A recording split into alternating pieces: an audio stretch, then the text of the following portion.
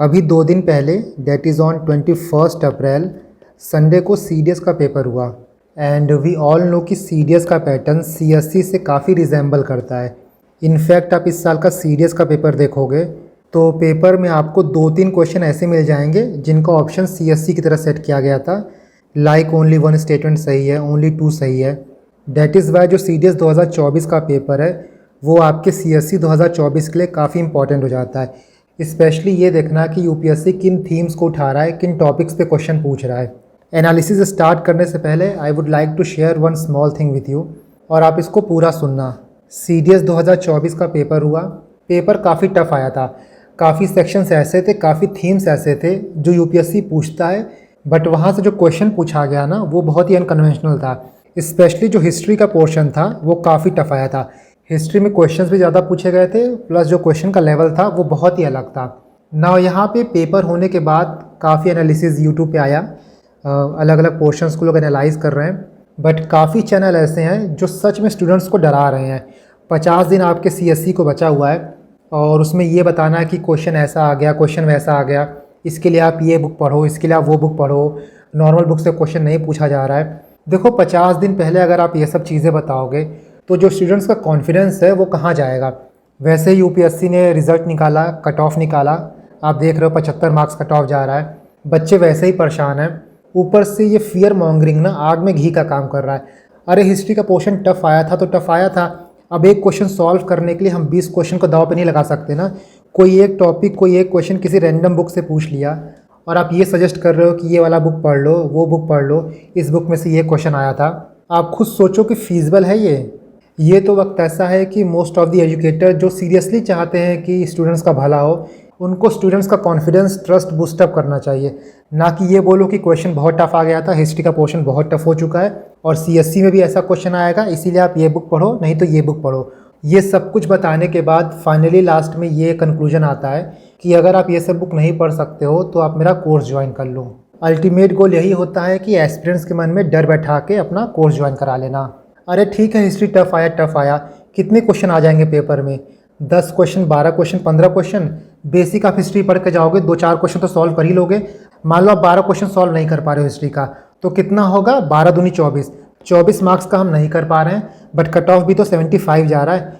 तो इसीलिए जो अनकन्वेंशनल एरिया है, जो बहुत ही रैंडम फैक्ट पूछा जाता है हिस्ट्री में, उसके पीछे आपको बिल्कुल नहीं भागना है। स्पेशली अभी के टाइम पे तो कोई भी 1500-1600 पेज की बुक तो उठानी ही नहीं है। अपने प्रिपरेशन को लेके पॉजिटिव रहो, अपने तैयारी को लेके कॉन्फिडेंट रहो, जो चीज़ें आपने पढ़ी हैं उसी को पॉलिश करो, कट ऑफ उसी में से निकलेगा। और जब मैं ये बोलता हूँ कि अपनी तैयारी पे ट्रस्ट करो, अपनी तैयारी को लेके कॉन्फिडेंट रहो, तो सच में कॉन्फिडेंट रहा करो, इससे मेंटल फटीग बहुत कम होता है। आई वॉन्ट एवरीवन, जो कोई भी इस वीडियो को देख रहा है, वीडियो पॉज करो और जाके कमेंट सेक्शन में लिखो, I am very much positive and confident in my preparation. इतने शिद्दत से इस बात को लिखो कि जो कोई भी लोग आपको डरा के आपको एक्सप्लॉयट करना चाहता है ना इस वक्त, उसको ये समझ में आ जाए कि अब ये वो टाइम नहीं रहा जहाँ पे स्टूडेंट्स को बेवकूफ़ बनाया जा सकता है। चलो सबसे पहले हम हिस्ट्री से शुरुआत करते हैं। यहाँ मैंने सीडीएस 2024 के थीम्स को एनालाइज़ किया है जो सीएससी के लिए इंपॉर्टेंट है। यू कैन सी ये सारे क्वेश्चंस हैं, ये सारे थीम्स हैं जो इस बार आए हैं, और इस पीडीएफ को मैं टेलीग्राम पे डाल दूंगा। मेरे टेलीग्राम का लिंक आपको डिस्क्रिप्शन बॉक्स में मिल जाएगा, आप इसको डाउनलोड कर लेना। अभी आप क्या करो कि सिर्फ वीडियो देखो और समझो जो मैं आपको बताना चाहता हूँ कि थीम्स को एनालाइज कैसे करना है। देखो सबसे पहले आपको ये चीज़ समझना होगा कि हम सीडीएस का पेपर नहीं दे रहे हैं, हम सीएससी का दे रहे हैं। तो जो भी आप सीडीएस की थीम को पकड़ो, ये देखो कि वो थीम यूपीएससी के लिए क्यों इंपॉर्टेंट है और कैसे इंपॉर्टेंट है, प्लस इस थीम से हम क्या सीख सकते हैं, क्या लर्निंग ले सकते हैं। फॉर एग्जाम्पल अगर हम हिस्ट्री की बात करें तो कुछ ऑब्जर्वेशन है जो आप इस पेपर से निकाल सकते हो, और ये सारे ऑब्जर्वेशन जो है ना रिसेंटली जितनी भी यूपीएससी ने एग्ज़ाम कराए हैं सब में आपको सेम मिलेगा। इनफैक्ट यही चीज़ आपको सीएससी 2023 में भी देखने को मिली थी। सबसे पहली चीज़ ये है कि एंशिएंट मिडिवल का जो वेटेज है वो बढ़ रहा है पेपर में, प्लस जो मॉडर्न का वेटेज है वो थोड़ा कम हो रहा है। इसके बाद जो भी क्वेश्चन मॉडर्न से पूछे भी जा रहे हैं तो ऐसे क्वेश्चन नहीं आ रहे हैं कि आप बहुत ईजिली सॉल्व कर लो। 2023 में सिर्फ 2 क्वेश्चन आया था मॉडर्न से, और उन 2 क्वेश्चन में भी सिर्फ एक ही क्वेश्चन ऐसा था जो ईजी था। चार्टर एक्ट 1833 वाला जो क्वेश्चन था वो डूएबल था। वहीं आप सीडीएस के पेपर में देखोगे तो जो मॉडर्न हिस्ट्री के क्वेश्चन आए हैं वो अंडरस्टैंडिंग बेस्ड आए हैं। आपको मॉडर्न हिस्ट्री में जो भी इवेंट हुए हैं उनका एक होलिस्टिक अंडरस्टैंडिंग होता, तभी आप मॉडर्न हिस्ट्री के क्वेश्चन अटेम्प्ट कर पाते। Next one is location based question आ रहे हैं, और इसीलिए मैंने आपको जितने भी एनसीईआरटी में इंपॉर्टेंट मैप्स हैं उनके कंपाइलेशन शेयर किया था। You can see here NCERT history mapping. यहाँ पे हिस्ट्री में जितने भी इंपॉर्टेंट मैप्स हैं एनसीईआरटी में स्पेसिफिकली उनको शेयर किया गया है। तो इस पीडीएफ को आप एक बार देख लेना, कौन कौन से पेलियोलिथिक साइट थे, चारकोलिथिक साइट थे, पांड्यास का कौन कौन सा एरियाज था, चोलास कहाँ कहाँ रूल करते थे, कौन कौन से एंशिएंट सिटीज़ हैं, एंशिएंट पोर्ट्स हैं, इन सारी चीज़ों का आइडिया आपको होना चाहिए। ये पीडीएफ भी आपको मेरे टेलीग्राम पे मिल जाएगा। यूपीएससी का जो फोकस है वो regional kingdoms plus south Indian dynasties पे बहुत ज़्यादा है। 2024 में भी आप चोलास पे, चेरास पे, पांड्यास, ककातिया किंगडम, इन सारे साउथ इंडियन डायनेस्टीज पे क्वेश्चन एक्सपेक्ट कर सकते हो। And the last one is regional kingdoms. Regional kingdoms की क्रोनोलॉजी हो गया, रीजनल किंगडम्स के जो मेन इंपॉर्टेंट प्रोमिनेंट लीडर्स थे उनको आप देख लो, उनका आर्ट एंड कल्चर में क्या कंट्रीब्यूशन था आप इसको देख लो। नाउ लेट अस सी कि सीडीएस में कैसे कैसे क्वेश्चंस पूछे गए हैं। ये देखो आपका हिस्ट्री का पोर्शन है। पहला क्वेश्चन पूछा गया है जोरवे कल्चर ऑफ डेक्कन से।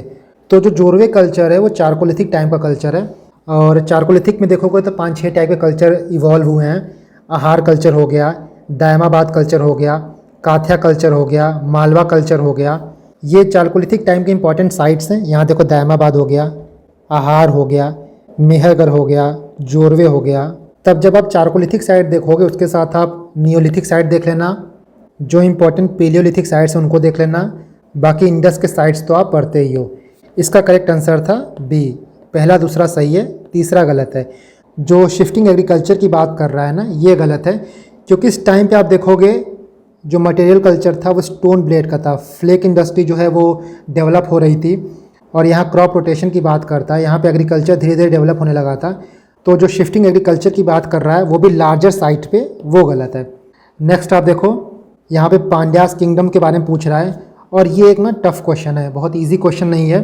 ये क्वेश्चन डायरेक्टली उपेंद्र सिंह से उठाया गया है, word by word, letter by letter ये वर्बेटिम उठाया गया है। और इस पेपर में आपको 2-3 क्वेश्चन ऐसा दिखेगा जो उपेंद्र सिंह से ही आया है। डायरेक्टली आप देखो यही पॉइंट यहाँ पे दिया गया है। कुछ स्टेटमेंट में आप दिमाग लगा सकते हो, जैसे पहले बोल रहा है कि it has been described in Madurai Kanchi as a larger grand city enclosed by walls on 3 side and the Vaigai river on the 4th side.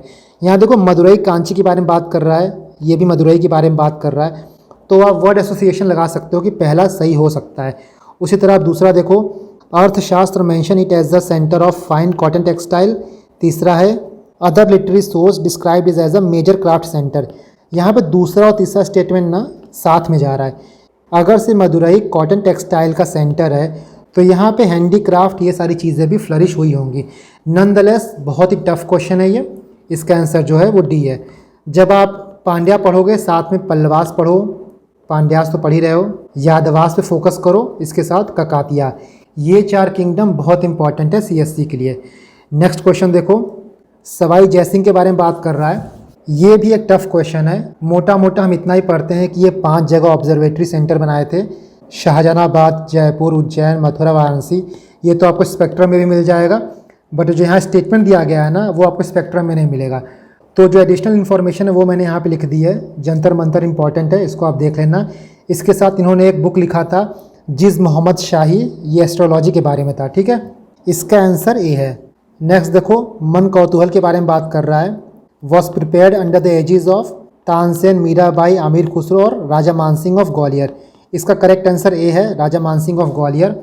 और Raja Mansingh of Gwalior important personality है, क्वेश्चन इससे पूछा जा सकता है, पहले भी पूछा गया है।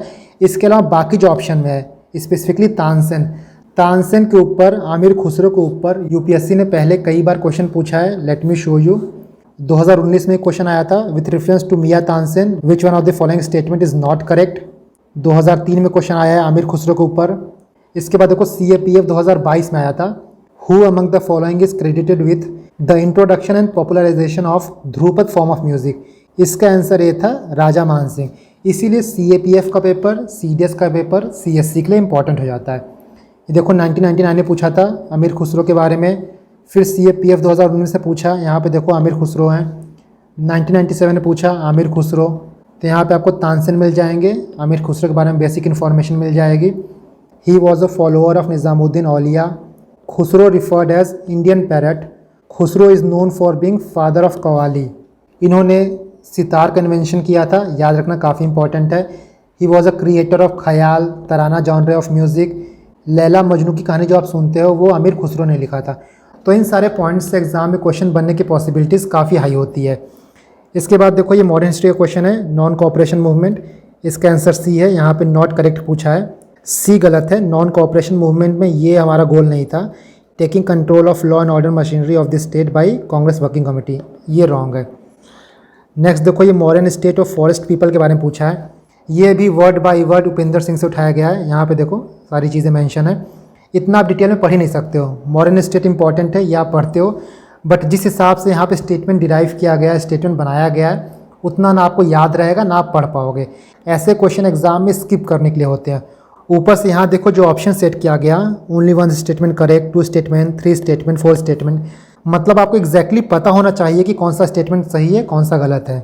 इसका करेक्ट आंसर है सी। यहाँ पे पहला, तीसरा, चौथा स्टेटमेंट सही है, बट जो दूसरा स्टेटमेंट है वो गलत है। यहाँ पे लिखा है कि जो फॉरेस्ट प्रोड्यूस होता है वो sole monopoly of forest people होता है, बट ये गलत है, ये स्टेट की मोनोपोली होती थी। नेक्स्ट देखो डायमंड माइनिंग के बारे में पूछा है। इसी टाइप का क्वेश्चन, इस टाइप का नहीं, इस थीम पे क्वेश्चन यूपीएससी ने एक बार पूछा है। यहाँ देखो डायमंड माइंस के बारे में पूछा है कि किस फॉरेन ट्रैवलर्स ने डायमंड माइंस के बारे में लिखा था। इसका सही आंसर हो जाएगा पन्ना। हीरा पन्ना से आप रिलेट कर सकते हो, पन्ना इसका सही आंसर है। इसके बाद देखो चोला पेंटिंग के बारे में पूछ रहा है। चोला बहुत इंपॉर्टेंट है, चोला आप पढ़ के जाना। यहाँ बृहदेश्वर टेम्पल के बारे में पूछ रहा है, किससे रिलेटेड है। इसका सही आंसर बी था, शिवा। ये पीवाईक्यू में पूछा जा चुका है, 2016 में देखो सीडीएस में पूछा है, और बृहदेश्वर टेम्पल जो है वो यूपीएससी के लिए भी इंपॉर्टेंट है। नेक्स्ट देखो ये क्वेश्चन रेलवेज के बारे में है, काफ़ी अच्छा क्वेश्चन है। ब्रिटिश टाइम पे रेलवेज का जो इनिशियल डेवलपमेंट हुआ था उससे रिलेटेड है। रेलवे से रिलेटेड क्वेश्चन आप मेंस में देखोगे, मेंस में क्वेश्चन पूछा जा चुका है। इसका करेक्ट आंसर सी है, तीनों स्टेटमेंट सही है। इसी तरह बाकी थीम्स देखो, ये क्वेश्चन आपको मॉडर्न हिस्ट्री से है, जो ऑर्गेनाइजेशन फॉर्म किया गया था मॉडर्न हिस्ट्री के टाइम पे उससे रिलेटेड है। बॉम्बे प्रेसिडेंसी, नेशनल कॉन्फ्रेंस, और ये पीवाईक्यू में पूछा जा चुका है सीएससी के भी। नेक्स्ट देखो एक और regional kingdom, Rana Kumbha of Mewar. इसी से रिलेटेड क्वेश्चन आप जियो साइंटिस्ट के पेपर में भी देखोगे। यहाँ पे जो दूसरा स्टेटमेंट था, he wrote 4 drama using 4 provincial languages, उसी टाइप का क्वेश्चन ये भी था, उनके वर्क के बारे में पूछा था। यहाँ पे कीर्ति स्तंभ की बात कर रहा है, बट उन्होंने कीर्ति स्तंभ नहीं बनाया था, उन्होंने विजय स्तंभ बनाया था। You can see here he constructed Vijay Stambh at Chittorgarh to commemorate his triumph over Mahmud Khilji. तो महमूद खलजी को हराया था, इसलिए उन्होंने विजय स्तंभ बनाया था 1448 में। जो कीर्ति स्तंभ है ना वो 12th सेंचुरी में बनाया गया था बाई जैन मर्चेंट जीजाजी भगेरवाल। नेक्स्ट वाले क्वेश्चन का थीम भी चोला किंग है। इसके बाद देखो विजयनगर एम्पायर, कृष्णदेवराय के बारे में पूछ रहा है। अष्टदिग्गज के बारे में पूछ रहा है। विजयनगर एम्पायर में अष्टदिग्गज थे, उसी तरह अकबर के 9 रत्न थे, चंद्रगुप्त द्वितीय के भी 9 रत्न थे, तो इनके भी 9 रत्न आप देख लेना। नेक्स्ट देखो केव टेम्पल एट ममल्लापुरम।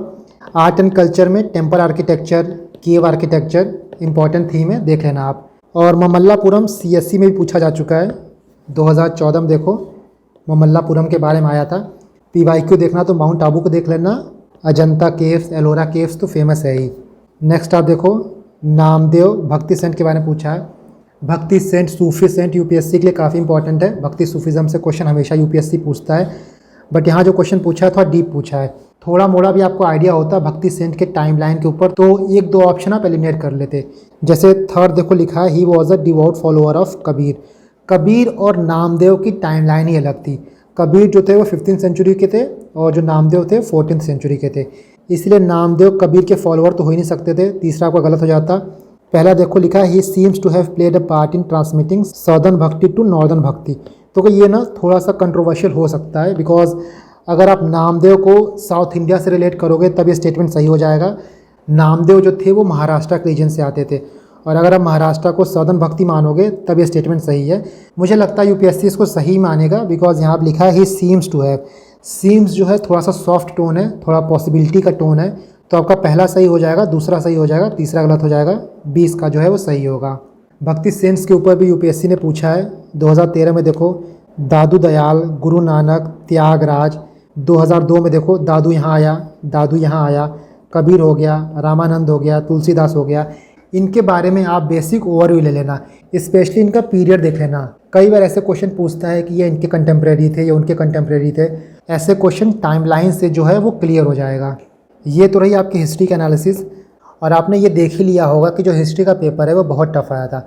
इसके लिए अब आप जाके उपेंद्र सिंह मत पढ़ने लगना, जो आप पढ़ रहे हो, जो पढ़ते आए हो उसी को पॉलिश करो। अपनी बाकी एनर्जी आप पॉलिटी पे लगाओ, सीसेट पे लगाओ, इकोनॉमिक्स पे लगाओ, क्योंकि कुछ क्वेश्चंस तो ऐसे हैं जो आपसे होते ही नहीं और एग्ज़ाम में वो क्वेश्चन छोड़ने के लिए ही बना होता है ना। इसके बाद हम पॉलिटी देखते हैं, और जो पॉलिटी में क्वेश्चन आया ना, बेसिकली जैसा ट्रेंड यूपीएससी पूछते आ रहा है वही ट्रेंड फॉलो किया गया। जो इंपॉर्टेंट एरिया यूपीएससी का था वही यहाँ पे भी है। जैसे आप देखो फंडामेंटल राइट्स, यहाँ पे पार्ट 3 करके बोला है। बहुत लोगों को तो शायद ये भी ना पता हो कि पार्ट 3 जो है वो फंडामेंटल राइट है। फंडामेंटल राइट हो गया, डीपीएसपी हो गया, फंडामेंटल ड्यूटीज़ हो गया, ये सारी चीज़ें बहुत इंपॉर्टेंट हैं। खासकर फंडामेंटल राइट्स के जो आर्टिकल हैं उनसे रिलेटेड जो भी सुप्रीम कोर्ट के जजमेंट्स हैं उनको पढ़ लेना। इसके बाद देखो universal declaration of human rights, पिछले 2-3 साल से इस टॉपिक पे क्वेश्चन बहुत पूछा जा रहा है। अभी कुछ दिन पहले यूपीएससी ने सीआईएसएफ का पेपर लिया था, वहाँ पे भी ये क्वेश्चन पूछा गया था और मैंने इसका प्रॉपर नोट्स दिया था। Let me show you.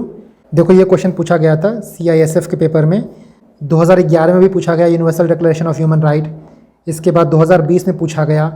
ये देखो नोट्स है, ये पीडीएफ भी आपको मैं टेलीग्राम पे मिल जाएगा। सारे आर्टिकल आपको नहीं पढ़ने हैं, बट वो आर्टिकल्स आप देख लेना जो फंडामेंटल राइट्स से रिलेटेड है, क्योंकि यूपीएससी 3-4 बार ऐसे क्वेश्चन पूछ चुका है। इसी पेपर में दूसरी बार पूछा, देखो universal declaration of human right. Fundamental rights important होते ही हैं। For example right to marry, देखो यूपीएससी 2019 में क्वेश्चन पूछ चुका है इससे। आर्टिकल 21 इंपॉर्टेंट है। स्पेशल मैरिज एक्ट एक काफ़ी इंपॉर्टेंट एरिया है, इसको आप देख लेना, इसके प्रोविजंस को देख लेना आप। नेक्स्ट देखो right to have free legal aid, इससे रिलेटेड क्वेश्चन यूपीएससी ने 2020 में पूछा, किनको किनको मिल सकता है फ्री लीगल एड। और सीएपीएफ 2021 में पूछा। तो डीपीएसपी को आप देख लो, डीपीएसपी में किस आर्टिकल में कौन सा प्रोविजंस है उनको आप याद कर लो। इनफैक्ट आर्टिकल 1 से लेके आर्टिकल 51A तक आपको रटा होना चाहिए। नेक्स्ट देखो right to privacy, simple question है पर कैसे घुमा के दिया है। इसके बाद देखो 7th शेड्यूल, शेड्यूल बहुत इंपॉर्टेंट है और शेड्यूल पे मैंने एक प्रॉपर क्लास ली है और आपको मैंने शेड्यूल पे पूरा नोट्स प्रोवाइड किया था। 7th शेड्यूल हो गया, 10th हो गया, 5th हो गया, 6th हो गया, ये 4 शेड्यूल बहुत इंपॉर्टेंट है, इनको आप अच्छे से पढ़ लेना। स्पेशली शेड्यूल 5th और शेड्यूल 6th, लद्दाख का इशू चल रहा है तो इनसे क्वेश्चन आने की संभावना ज़्यादा है। नेक्स्ट देखो क्यूबिट्स के बारे में क्वेश्चन आया, सेम क्वेश्चन यूपीएससी ने 2022 में पूछा था। वैक्सीनेशन काफ़ी इंपॉर्टेंट थीम है साइंस एंड टेक का। बायोटेक तो यूपीएससी का फेवरेट एरिया है ये। तो वैक्सीन काम कैसे करता है ये आप देख लेना, किन डिजीज़ के लिए हमारे पास वैक्सीन है, किन के लिए नहीं है वो देख लेना। फ्री ट्रेड एग्रीमेंट क्या होता है, आरसीईपी से भी क्वेश्चन पूछा गया। अलग अलग जो एग्रीमेंट होते हैं, प्रेफरेंशियल ट्रेड एग्रीमेंट, एफटीए क्या होता है, सीईसीए क्या होता है, कस्टम यूनियन क्या होता है, कॉमन मार्केट, इकोनॉमिक मार्केट, कैसे इंटीग्रेशन बढ़ता है, कैसे रिलैक्सेशन बढ़ता है, जैसे हम ऊपर जाते हैं वो आप देख लेना। इसके बाद कुछ कीवर्ड्स एग्जाम में आए थे, ऐसे कीवर्ड्स एग्जाम में पूछे जा सकते हैं, सीएससी में भी आते ही हैं। कल्चरलेबल वेस्टलैंड क्या होता है, ग्लोबल डिमिंग क्या होता है। नेक्स्ट देखो लोकेशन बेस्ड क्वेश्चन, अंटार्कटिका से क्वेश्चन पूछा। मैपिंग के लिहाज से अरेबियन पेनिनसुला इंपॉर्टेंट है। बैरियर आइलैंड किसे कहते हैं, जियो का इंपॉर्टेंट टॉपिक है। कौन सा बायोस्फीयर रिजर्व 3 स्टेट में फैला हुआ है, नीलगिरी, अमरकंटक, शेषाचलम, अगस्तमलाई, ये सारे पीवाईक्यूज हैं।